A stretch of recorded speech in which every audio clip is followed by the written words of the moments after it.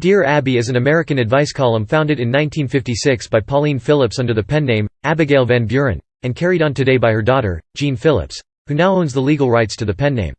History. According to Pauline Phillips, she came up with the pen name Abigail Van Buren by combining the name of biblical figure Abigail in the Book of Samuel, with the last name of former U.S. President Martin Van Buren.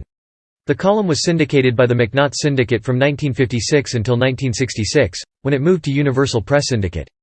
Dear Abby's current syndication company claims the column is well known for sound, compassionate advice, delivered with the straightforward style of a good friend. By 1987, over 1,200 newspapers ran the column. Abby was born Pauline Esther Friedman, and her twin sister was born Esther Pauline Friedman. Abby was known as Popo, and her sister was Eppie. Ask Ann Landers. Pauline Phillips started her Dear Abby column a few months after her twin sister, Eppie Lederer, took over the Ask Ann Landers column created by Chicago Sun-Times advice columnist Ruth Crowley in 1943. Lederer wrote the column until 2002.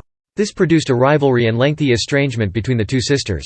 On February 13, 1987, the Chicago Tribune announced that the Ann Landers column was moving to the Tribune, which had published the Dear Abby column for years. The Tribune ran both columns, Landers every day and Abby 6 days a week. After Lederer's death, on June 22, 2002, the spirit of the column was continued by Lederer's editors, Kathy Mitchell and Marcy Sugar, under the name Annie's Mailbox. It began running on July 28, 2002, in approximately 800 newspapers. Annie's Mailbox was syndicated in numerous newspapers throughout the U.S. until June 30, 2016. On that date, Mitchell and Sugar wrote, "We say farewell. It is time for us to step aside and take advantage of opportunities neither of us has had the time for until now."